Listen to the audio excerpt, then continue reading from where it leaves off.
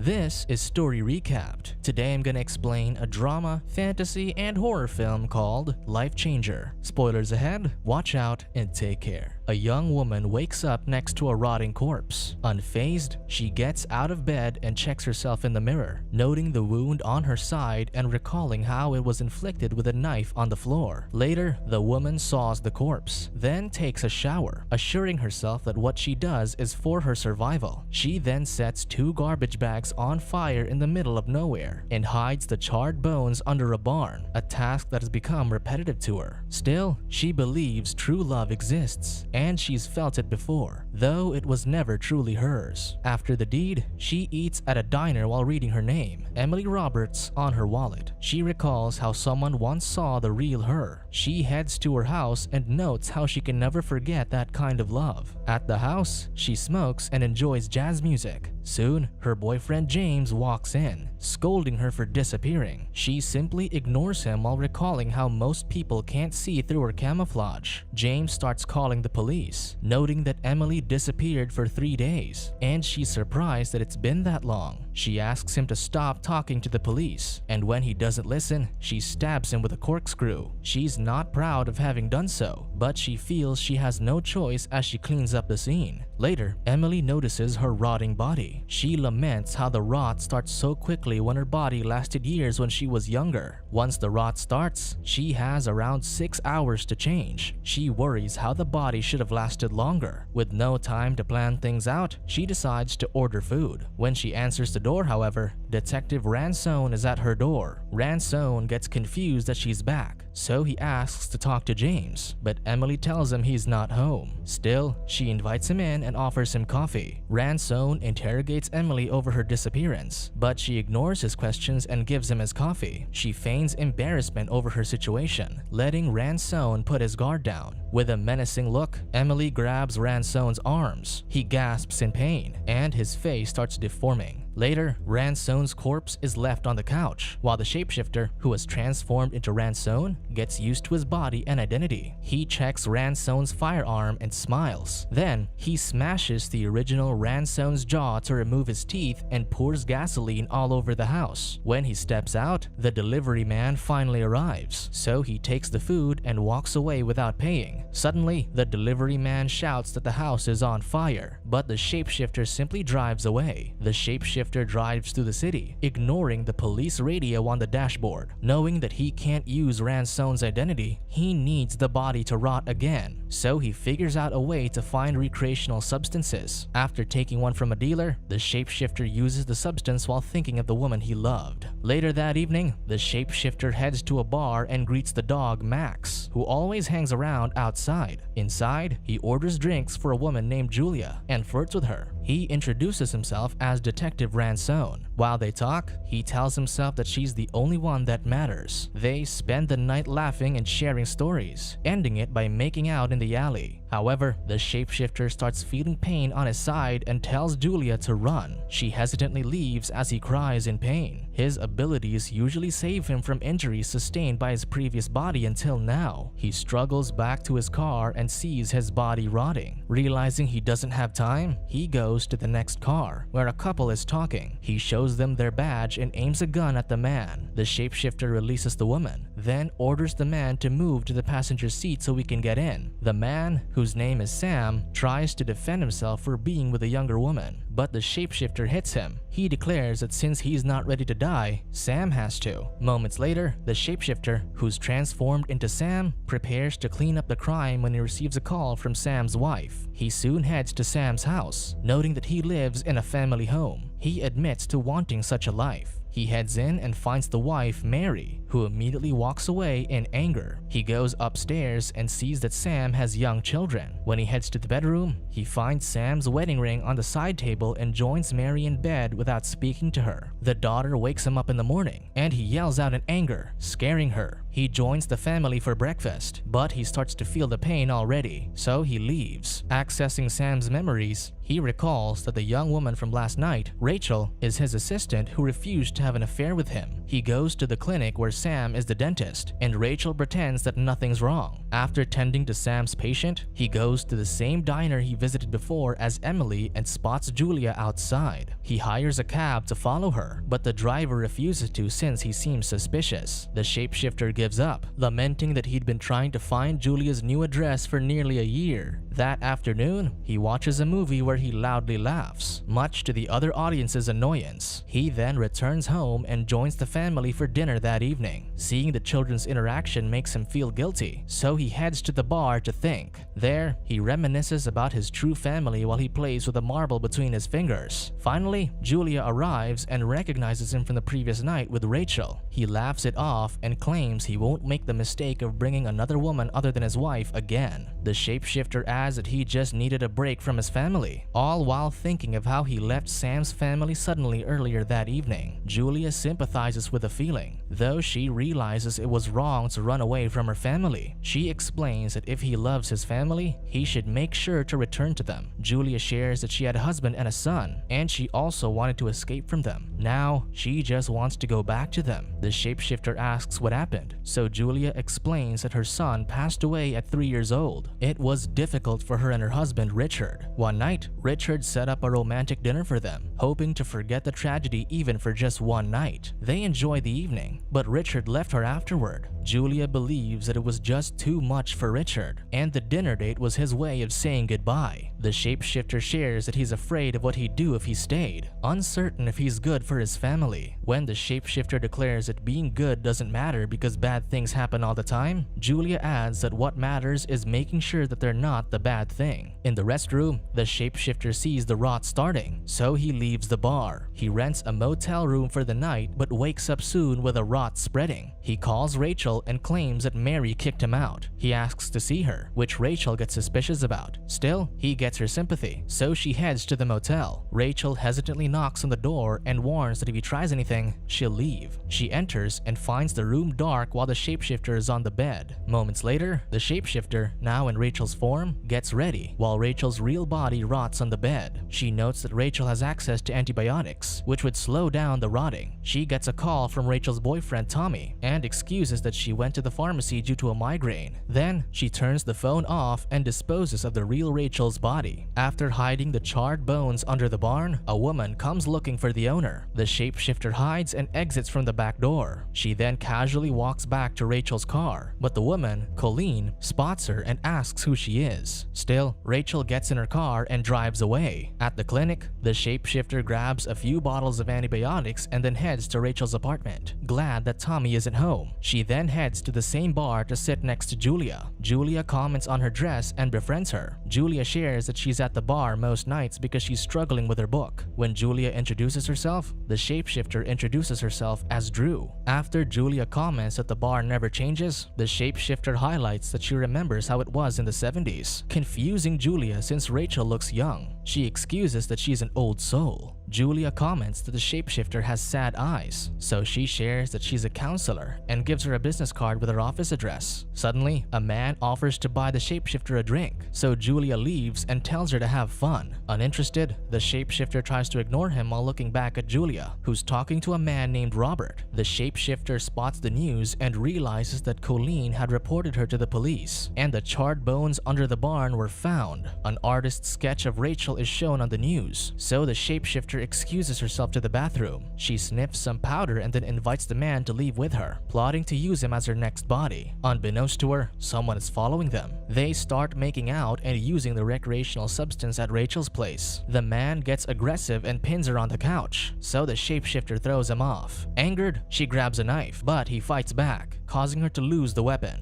Instead, she hits him with a fridge door and a bottle, but he grabs the knife and attacks. The shapeshifter grabs the lamp and beats him with it. The bloodied man crawls out of the apartment, but the shapeshifter catches him and stabs him. Afterward, she changes clothes while a neighbor finds the man's body. The shapeshifter leaves the building just as the police arrive, but when she starts running, the officers get back in their car to chase after her. The shapeshifter hides out of their view and enters an open garage. After the police pass by, the shapeshifter sets up camp to stay the night. In the morning, she finds Max sleeping beside her. She moves to touch him, but spots her hand rotting already. Suddenly, Tommy arrives, and she comes out of hiding. Given that Rachel is a suspect and he's her boyfriend, she decides he's not a good form to change into and knocks him down. Tommy chases after her, so she hides inside the back of a truck until he leaves. Pain erupts on her side, leading her to believe that she's running out of time. She decides to tell Julia the truth, so she heads to her office building, where she sees Julia with Robert. They kiss and go on a date, so the jealous shapeshifter follows them.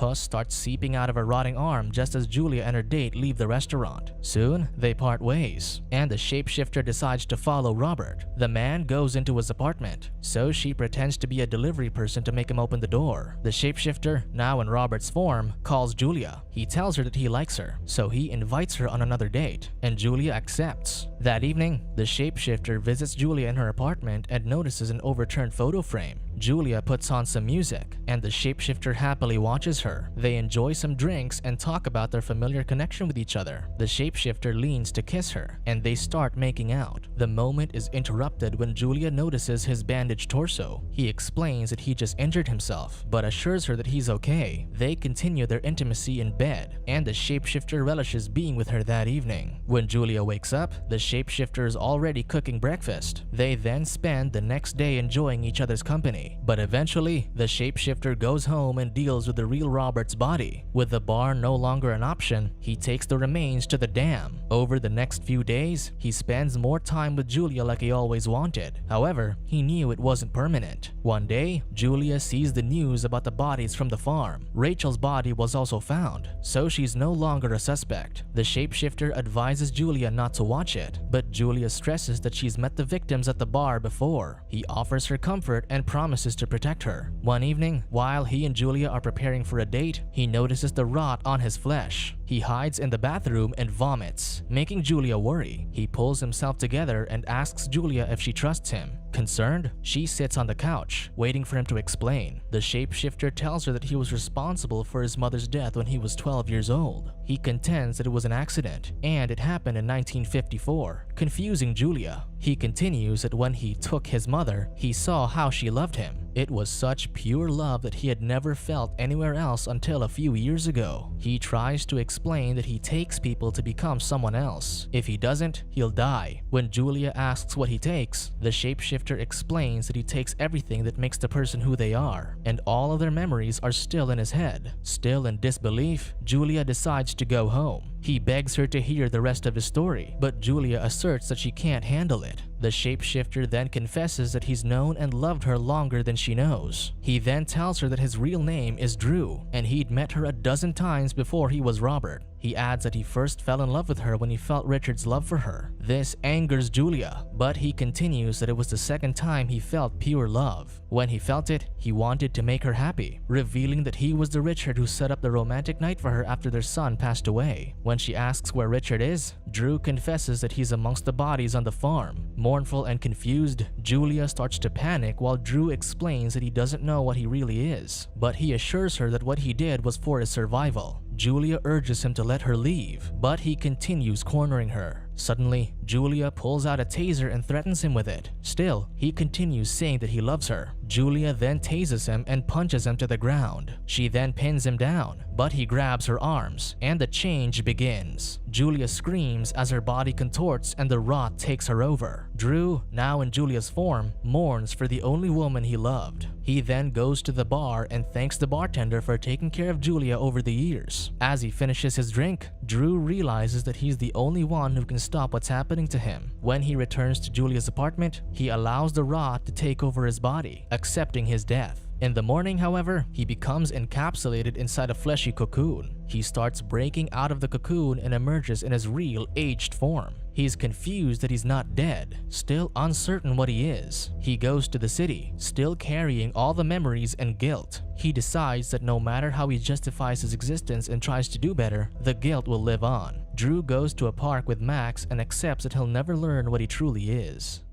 Subscribe to watch more videos like this. Turn on notifications. And leave a like, it really helps the channel out. Thank you for watching.